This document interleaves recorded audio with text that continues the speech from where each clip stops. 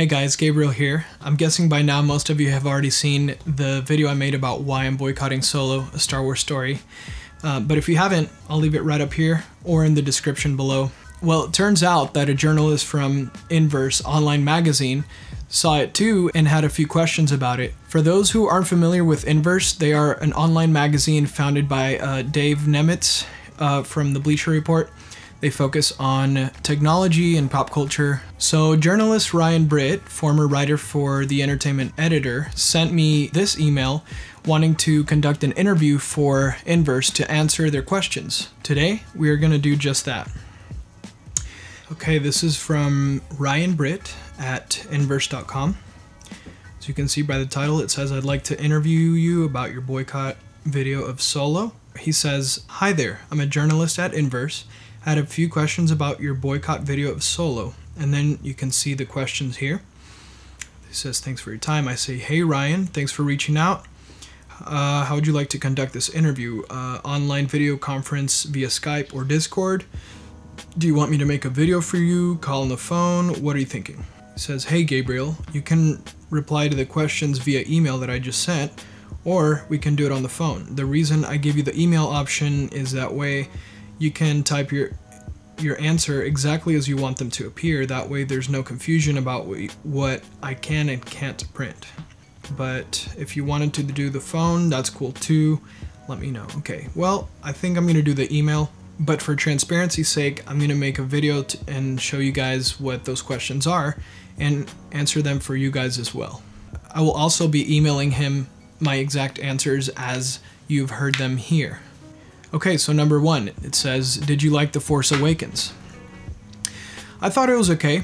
It left a lot of questions to be answered, and it derived heavily from Episode 4 as kind of a reboot, but with different characters. But it really wasn't that bad. I'd say it was more of a way to unite the fans and engage new ones by attempting to recreate the past nostalgia of the originals. While I believe they succeeded with that, they simultaneously failed to approach it with creativity. Starkiller Base, named after Galen Merrick as an homage to Sam Witwer's character in the Force Unleashed video game, was really a recycled concept. It was just a bigger Death Star. Jakku is the desert planet Tatooine 2.0. The First Order was a rebooted empire with slightly tweaked look as exemplified by the Stormtrooper's armor. Kylo Ren with the mask is trying to be the second coming of Darth Vader. These are just a few things that were derivatives from the originals. Overall, The Force Awakens was personally underwhelming because of this and the fact that there was very little explanation for many things. Rey's lineage, how she got so powerful without training, by defeating a villain who has spent his entire adolescence under the tutelage of the baddest dude in the galaxy, Luke Skywalker. Why Luke Skywalker was nowhere to be found when his best friend Han needed him the most. What the Knights of Ren contributed to the story, etc. Ultimately, viewing it very simply as a standalone film, it was very exciting to get a new Star Wars movie, and though it left me with a lot of questions, I bought into the fact that Lucasfilm was going to deliver on answering those questions in the next movie. I guess you can say I had mixed feelings about it, though my overall inclination was that of excitement, expectancy, and just overall curiosity as to where this story was going to take us. Number two, what if you hear that Solo is good? As a Star Wars fan, that would make me very happy. Why would I want my beloved Star Wars to fail? I have been invested into the mythos George Lucas created, and I want it to reflect his intended vision for it. It would mean that there is hope for the franchise, and that Lucasfilm is listening to their fans, like Marvel, which I attribute to their success, and it means that it will make a fine addition to my collection. The boycott is not out of hate or anger. On the contrary, it is out of love for the franchise. It is meant to preserve what George Lucas created and awaken Disney and Lucasfilm to do better, to focus on making a good, well-developed, cohesive story instead of focusing on making forced gender or racial representation and feminist propaganda their objective, like assigning a gender to the Force or a droid. Like, excuse me, but I was unaware that droids had genitalia. I don't understand the obsession with assigning a gender to computerized objects.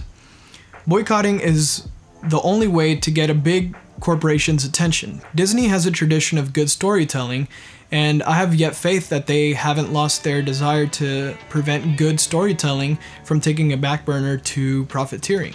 Marvel is a perfect example of that right now, and a reason it's doing so well.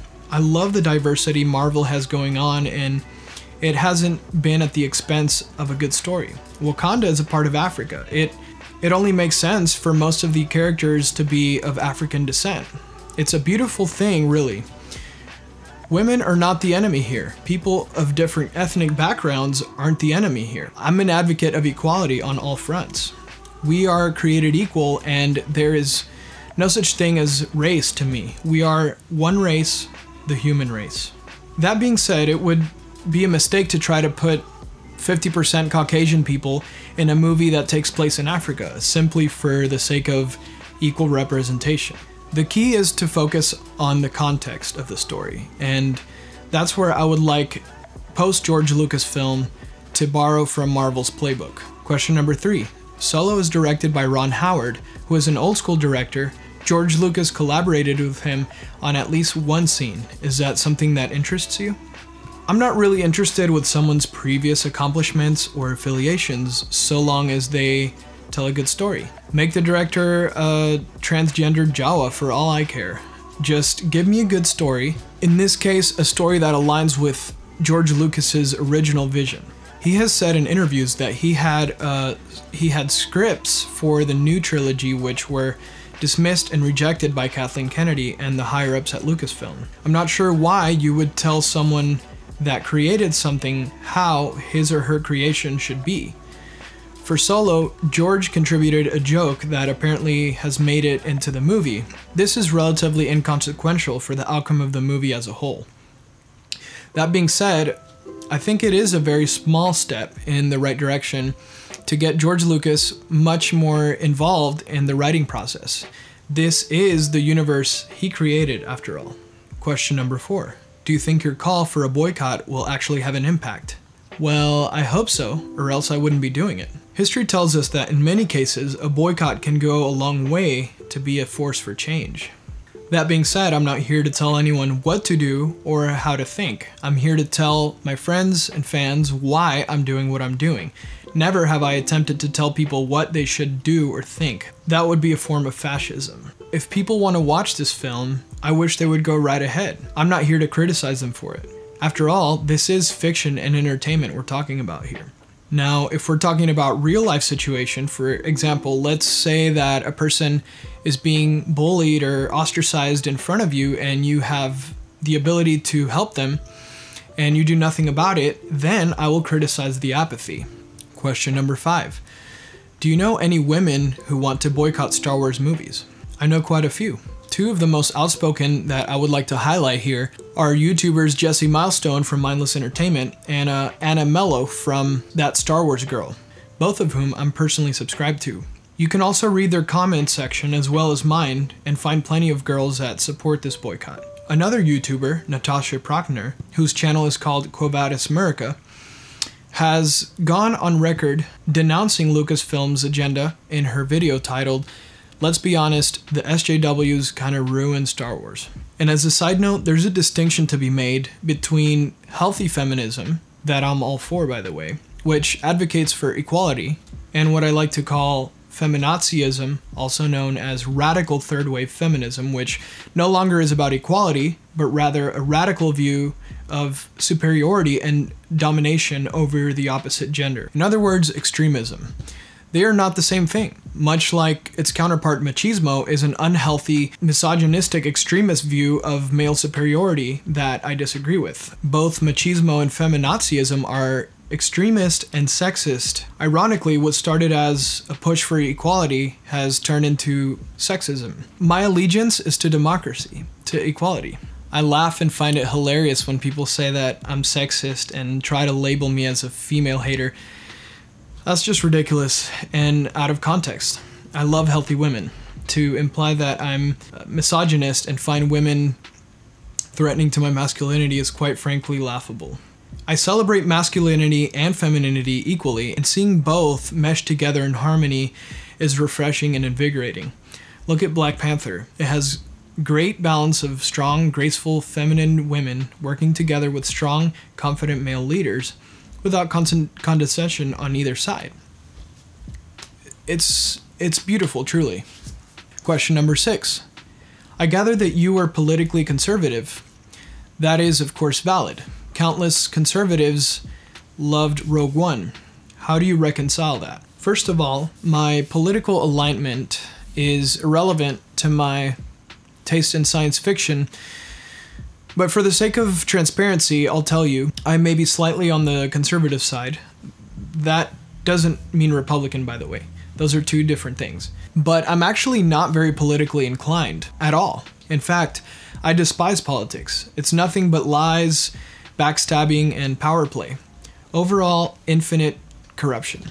I think it is pretty normal for people on both sides of the political spectrum to come together and enjoy a good movie. One thing that I feel made Rogue One successful, despite not having much time to give Jyn Erso much character development, was the fact that there was prior context given. In other words, we know that it takes place after episode 3 and right before 4, so we are much more able to jump right into the story than with the sequels, because the sequels don't have that context already established, but rather are creating it. Question number 7. Who is the ideal Star Wars fan? What do they like or dislike in your mind? That's impossible to answer because every Star Wars fan is going to connect with a different aspect of the lore. For me to say that you can't like Ewoks to be a Star Wars fan, for example, is intolerant and flat out imposing. Who am I to tell people what to like or dislike about the movies? I know what I like, I know what my friends like, but I can't speak for anyone else. I don't think there is an ideal fan, but the closest thing to an ideal fan that I can think of is someone who appreciates the vision George Lucas had for this universe, because ultimately this is his world, his creation. That may be a question George Lucas can answer. Question number 8. How did you go about selecting the length of the video? I didn't. When I thought about what I wanted to express in that video, I simply jotted down a few points that I wanted to get across, and I tried to deliver them in as concise a manner as possible. Anyone can watch a 10-minute YouTube video. Most content creators on the platform find that length ideal, but it certainly wasn't a deliberate decision for me. I just spoke from the heart until I felt like my point was made. Question number 9. Suppose Lucasfilm saw your boycott and asked you what kind of movie you wanted. What would you say? Well, Ryan, I'm glad you asked. I would want a movie free of real-world politics or social agendas. When giving a speech for Archer School for Girls, Kathleen Kennedy can be quoted while wearing a shirt that reads "The Force is Female," saying, "I wouldn't sit here and say you must go into film and study only film and go to film school. The most important thing is to have a point of view and have something to say." These are her words. So clearly she's using her platform to promote her views and try to bring about social reform through her films. This is polluting the movies with her political agenda at the expense of telling a good story. Story is king, and no personal agenda should cloud your judgment as a filmmaker, especially when it's a film about space wizards. It just intoxicates the already well-established franchise, a franchise which already has a history of having a strong female presence. Star Wars fans highly esteem characters like Bastila, Kreia, Jan Ors, Padme, Juno Eclipse, Ahsoka Tano, Master Luminara, Shakti, Satele, Princess Leia. I could go on and on about strong female leads that have already been established. There's no need to turn this into a radical third-wave feminist movement.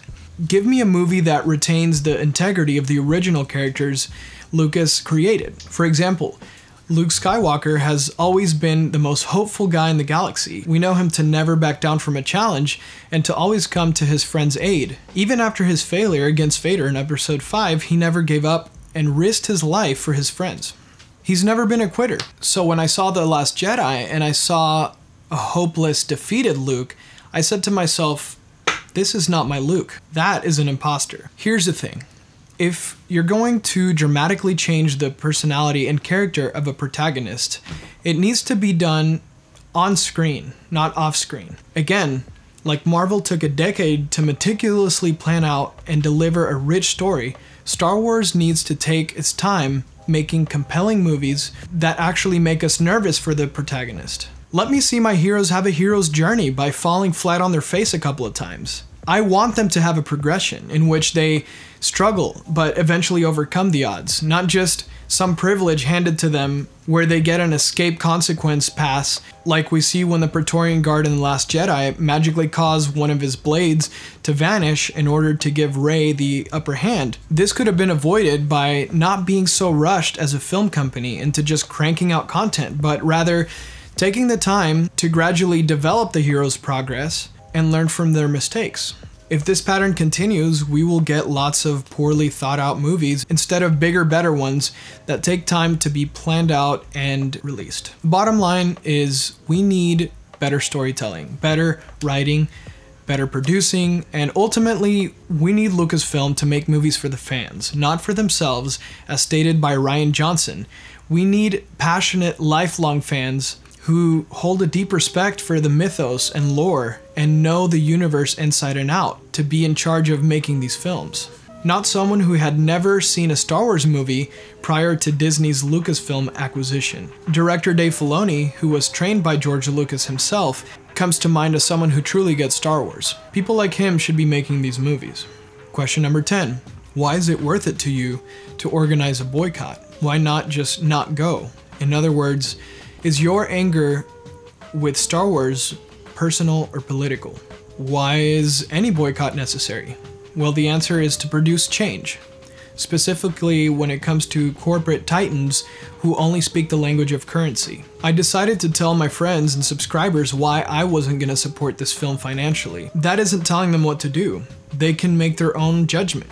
I'm not anyone's dad. But as a content creator that has covered Star Wars material in the past, I found it in my freedom of expression as well as in my desire to express my heart with those who watch my videos. I will do with my money and my content what I please, just as anyone else is in their right. I think if you watch my video, you'll see that my tone isn't that of anger.